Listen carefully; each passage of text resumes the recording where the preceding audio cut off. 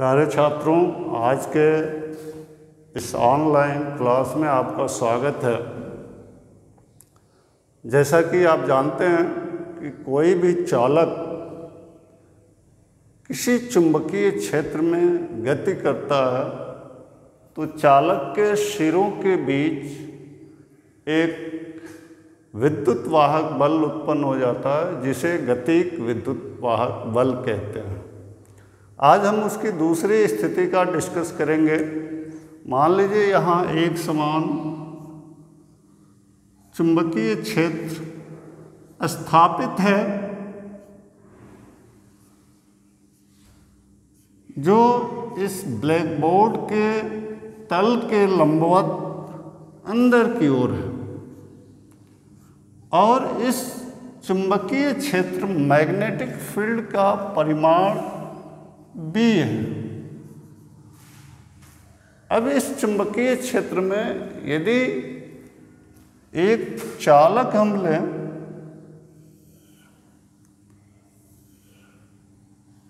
जिस चालक की लंबाई L है,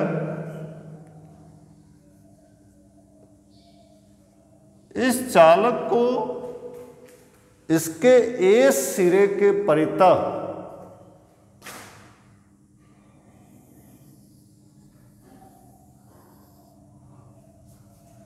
A सिरे के परितः इसको घूर्णन गति कराया जाए, इसे रोटेट कराया जाए, तब भी इस चालक के दोनों सिरों के बीच प्रेरित विद्युत वाहक बल उत्पन्न हो जाता है। मानते हैं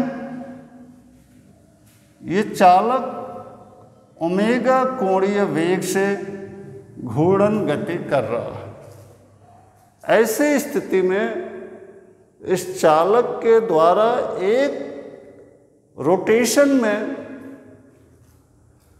जो एरिया कवर्ड होगा, that is delta A equal to pi L square. Delta A equal to pi L square, यानी कि इतना एरिया स्वेप्ट करेगा। और ये कंडक्टर जब इतना एरिया स्वेप्ट करेगा तो चूंकि ये यूनिफॉर्म मैग्नेटिक फील्ड में है, अतः this will cancel the magnetic flux line. इस स्थिति में इस कंडक्टर द्वारा फ्लक्स परिवर्तन delta phi B dot A होगा, जहां पर B चुंबकीय क्षेत्र का मान है और A area swept by this conductor in one rotation. You can write this as delta phi is equal to B pi L square. अब हम ये मानते हैं कि ये चालक एक रोटेशन पूरा करने में T समय लेता है, तो इसकी frequency N equal to 1/T होगी। Frequency equal to 1 time period. तथा इस स्थिति में जो इसका कोणीय वेग होगा, omega equal to 2 pi N होगा।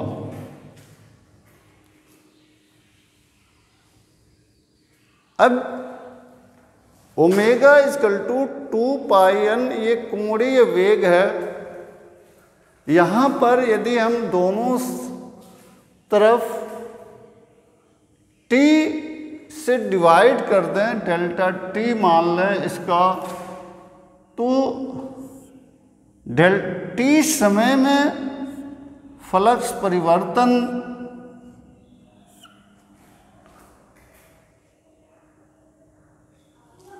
आपका delta phi by T pi B pi L square by T होगा।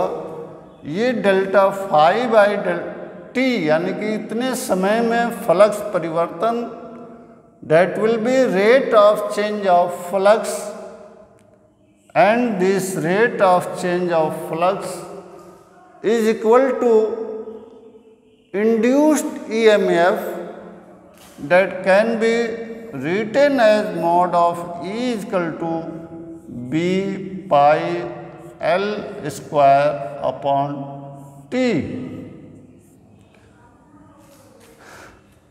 So mod of E is equal to N B pi L square।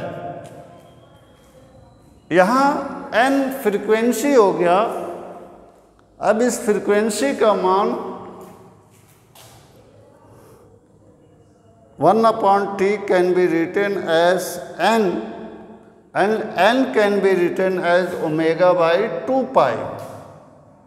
N is written as omega by 2 pi. So substituting the values,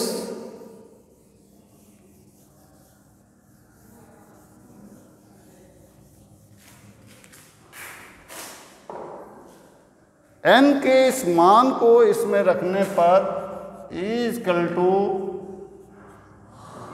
omega upon 2 pi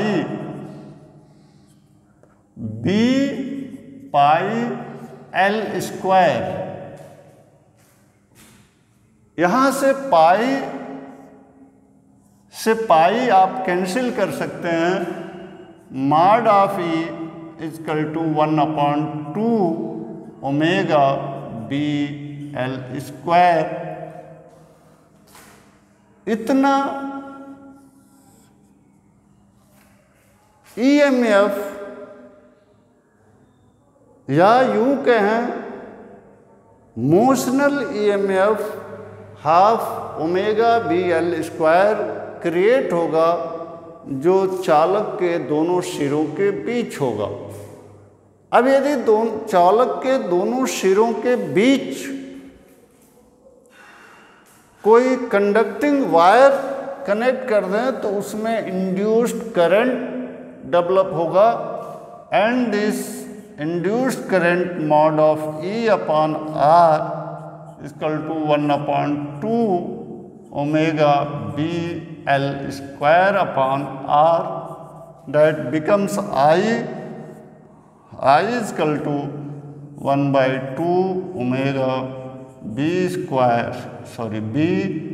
L square upon R।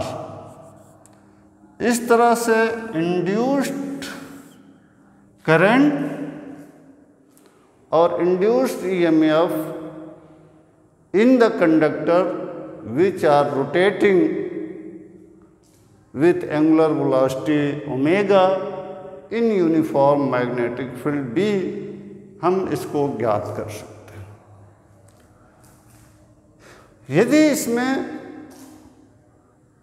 I R square से multiply कर दें, then we can find power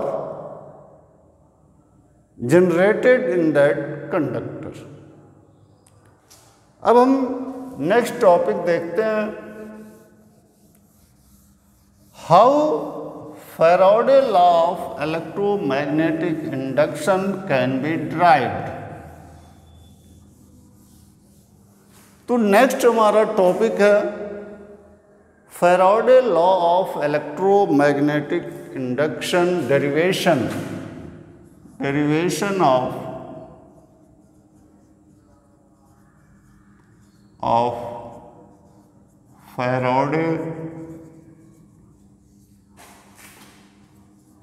law of electromagnetic induction.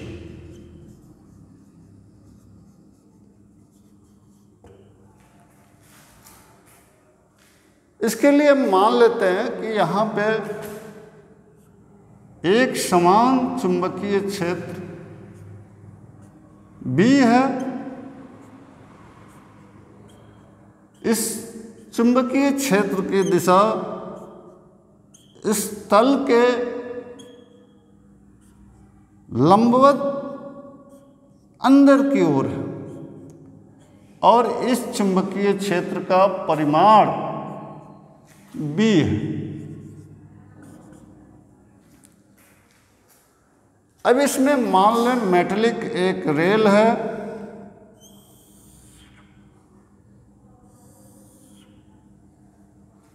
Conductor material का बना हुआ, जिस पर कोई भी कंडक्टर इजीली यहाँ पे स्लाइड कर सकता है।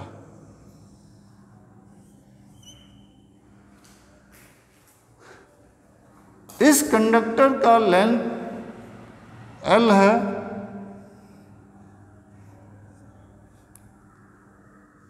And A and P।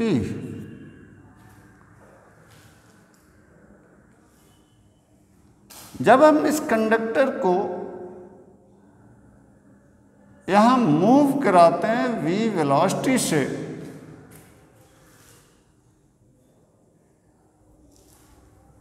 यहां मोशनल EMF प्रोड्यूस होगा।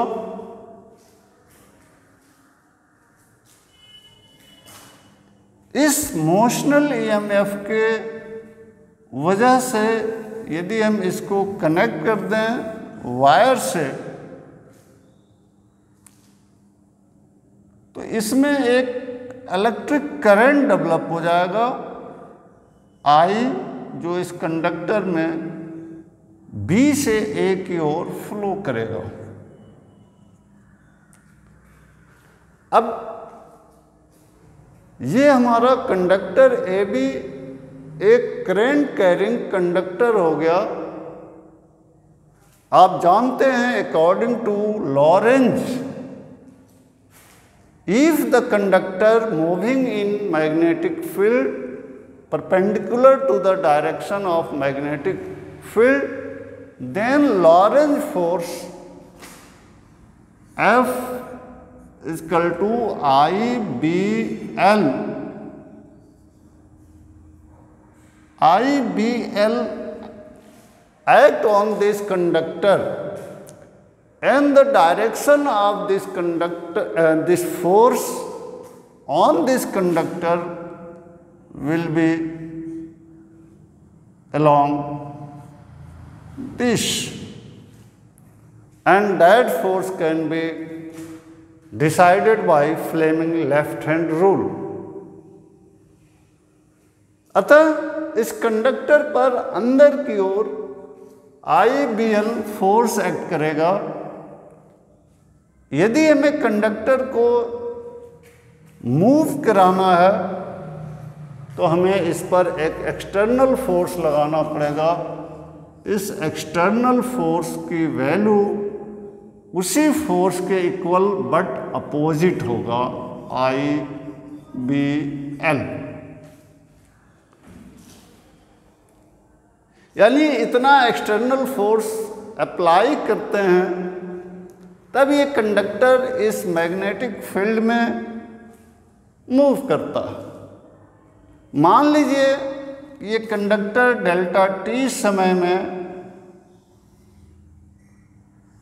AB पोजीशन से CD पोजीशन में आ जाता है और इस में उसे डेल्टा X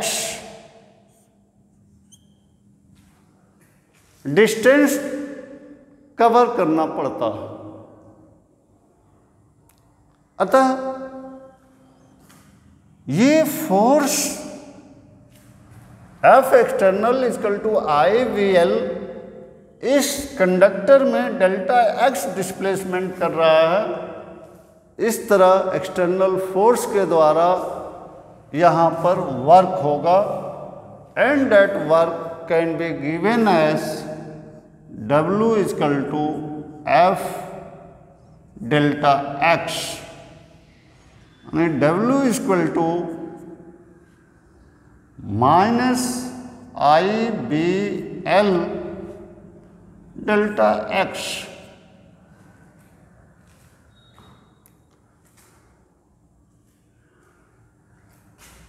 ये डेल्टा एक्स डिस्टेंस है, यहाँ W वर्क डन है।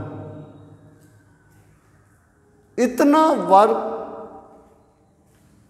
इस कंडक्टर को AB से CD पोजीशन में ले आने में करना पड़ रहा है। If the velocity of this conductor is v and time taken is delta t, then delta x is equal to v delta t।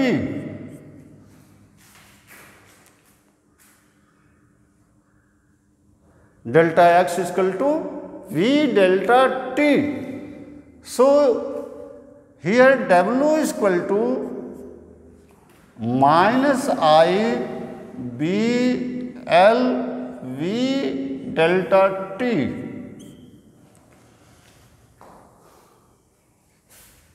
W is equal to minus I b, you can take I with delta t यानी b l v I delta t। आपको मालूम है I current, delta t time, current into time gives the charge. Q is equal to I delta t। ये charge होता है और charge equal to current into time. तो यहाँ हम W is equal to minus B L V Q रख सकते हैं और इस Q को इधर लेफ्ट साइड में ट्रांसफर करें तो W by Q equal to minus B L V हो जाएगा।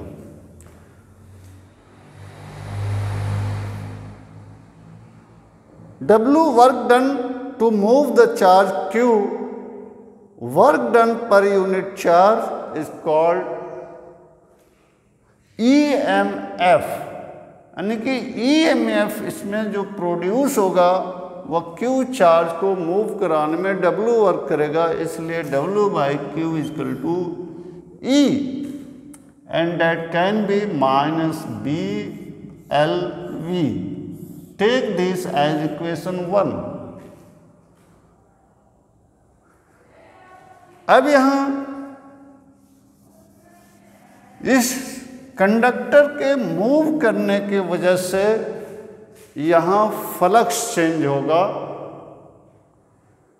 आप जानते हैं फ्लक्स चेंज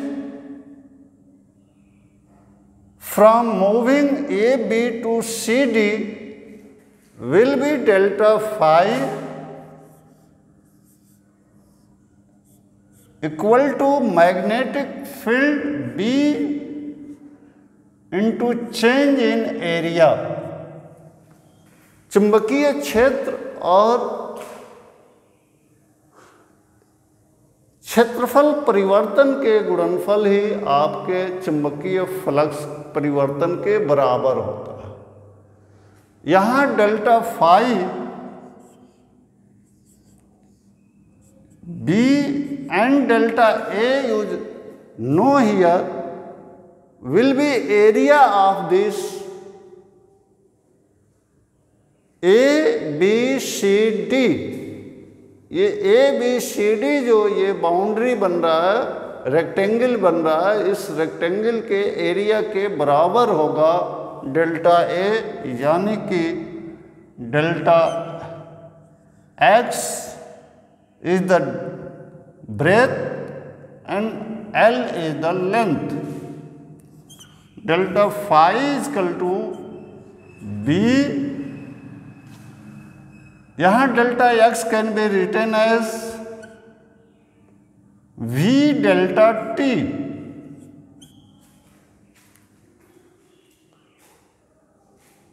डेल्टा एक्स यानी distance equal to velocity into time.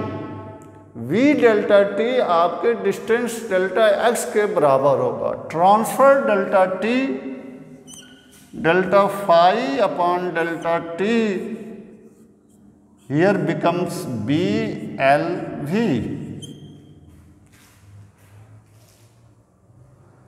Rate of change of magnetic flux यानी change in flux upon change in time here B L V. आप देख रहे हैं दोनों तरफ निगेटिव साइन से यदि हम मल्टीप्लाई कर दें तो delta phi upon delta T that is minus B L we.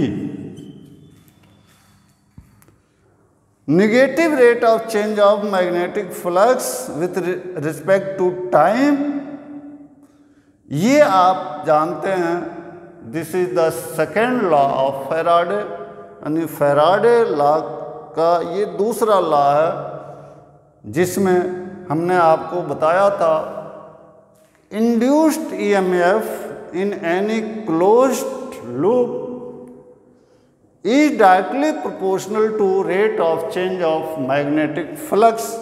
Hence it can be written as E is equal to minus B L V. Take this equation as 2. अब आप यहाँ equation 1 और equation 2 का यदि compare करें, यहाँ पर minus delta phi upon delta T, equation 1 और 2 का यदि कंपेयर करें तो आपको यहाँ मिलेगा E equal to minus delta phi upon delta T. This is Faraday's second law.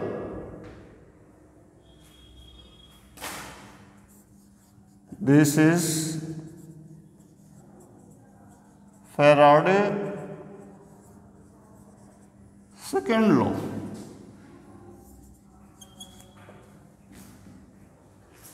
इस तरह हम बेसिक प्रिंसिपल से स्टार्ट करके Faraday's second law E equal to minus delta phi upon delta T को हम ड्राइव कर सकते हैं। This is the most important derivation in this chapter. अब हम नेक्स्ट आपके वीडियो में ये बताएंगे कि कौन कौन से ऐसे मेथड हैं, ऐसे तरीके हैं जिससे हम किसी कंडक्टर में ईएमएफ प्रोड्यूस कर सकते हैं। और उसी मेथड में से one is the most important method to rotate a coil in magnetic field, जिसके द्वारा हमें जो ईएमएफ या जो पोटेंशियल डेवलप होता है, जिसकी डायरेक्शन और मैग्नीट्यूड चेंज होता है, जिसे हम एसी कहते हैं, उसको हम नेक्स्ट वीडियो में डिस्कस करेंगे। धन्यवाद।